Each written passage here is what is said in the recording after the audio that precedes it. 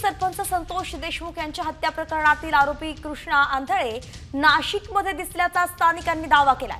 नाशिकच्या गंगापूर रोड परिसरातील सहदेव नगरच्या दत्त मंदिराजवळती कृष्णा आंधळे दिसल्याचा दावा आहे। पोलिसांचं पथक आता दाखल झालंय आणि कृष्णा आंधळेचा शोध सुरू आहे। एकंदरीतच गेल्या अनेक दिवसांपासून कृष्णा आंधळे हा फरार आहे, त्याचा शोध सुरू आहे। इतर सगळे आरोपी सापडलेत, मात्र कृष्णा आंधळे अजून सुद्धा फरार असल्यानं पोलिसांवरती सुद्धा ताशेरे ओढले गेले होते। नेमकं पोलीस करतायत काय? अनेक पथकं जी आहे राज्यभरात पाठवली, राज्याच्या बाहेर पाठवली, तरी सुद्धा कृष्णा आंधळे त्यांना हुलकावणी देताना दिसत होता। मात्र आता नाशिककरांनी सांगितलंय, स्थानिकांनी काही दावा केलाय की कृष्णा आंधळे हा नाशिकमध्ये आहे, त्यांना कृष्णा आंधळे नाशिकमध्ये दिसल्याचा दावा करण्यात आलाय आणि त्यानुसार आता पोलिसांनी सर्च ऑपरेशन नाशिकमध्ये सुरू केलंय। पोलिसांचं पथक हे नाशिकमध्ये दाखल झालेलं आहे। गंगापूर रोडवरील दत्त मंदिराजवळ कृष्णा आंधळे दिसल्याचा दावा करण्यात आलाय। याच परिसरात आता शोध सुरू आहे। मोजून साधारण आता जो तपास केलाय आपण हा फुटेज 9:36 ते 9:37-38 ला झालेला आहे। 9:42 ला माझा फोन गंगापूर पोलीस स्टेशनला गेलेला आहे। त्याच्यामुळं मी त्वरित फोन केला आणि त्वरित ते आले, त्याच्यामुळे ते सगळ्या गोष्टी दिसतात आता आपल्याला। संशयित कुठून आला हे माहित नाही मला।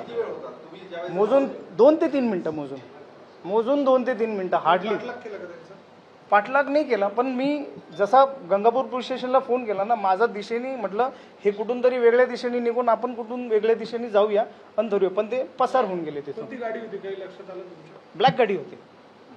हो,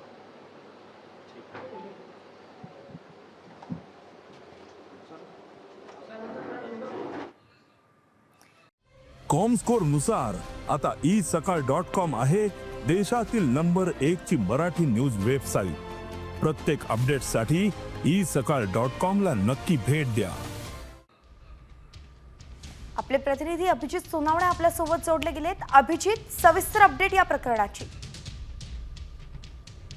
काही वेळापूर्वी प्रत्यक्षदर्शीने जो दावा केलेला आहे त्यानंतर पोलिसांकडून या सगळ्या परिसरातलं सीसीटीव्ही फुटेज तपासण्यात येत होतं आणि आता याच परिसरातल्या एका इमारतीच्या गेटचं सीसीटीव्ही पोलिसांनी तपासला असता या दृश्यांमध्ये जे 2 बाईकवर जाणारे तरुण दिसत आहेत त्यापैकी पुढे बाईक चालवणारा तरुण हा कृष्णा आंधळे असल्याचा दावा जो आहे तो प्रत्यक्षदर्शींनी केलेला आहे। पोलिसांनी आता त्या सीसीटीव्ही फुटेज जे आहे ते ताब्यात घेण्याची प्रक्रिया सुरू केलेली आहे। सीसीटीव्ही दृश्यांमध्ये जे 2 तरुण बाईकवर जाताना दिसत आहेत त्यामध्ये कृष्णा आंधळे हा त्याने काळा शर्ट घातलेला आहे आणि तो बाईक चालवतोय आणि त्याच्या मागे त्याचा एक साथीदार बसलेला आहे ज्याने पांढऱ्या रंगाचा शर्ट घातलेला आहे। अशा पद्धतीचा दावा प्रत्यक्षदर्शींनी केलेला आहे आणि ते सीसीटीव्ही फुटेज आता पोलिसांनी ताब्यात घेतलेला आहे। इथून पुढे नेमके तो कृष्णा आंधळेच आहे का याचा देखील तपास पोलिसांकडून आता सुरू करण्यात आलेला आहे, कारण सीसीटीव्ही मध्ये बाईकवर दिसणारे जे 2 तरुण आहेत ते नेमके त्यांचा चेहरा स्पष्टपणे दिसत नाहीये।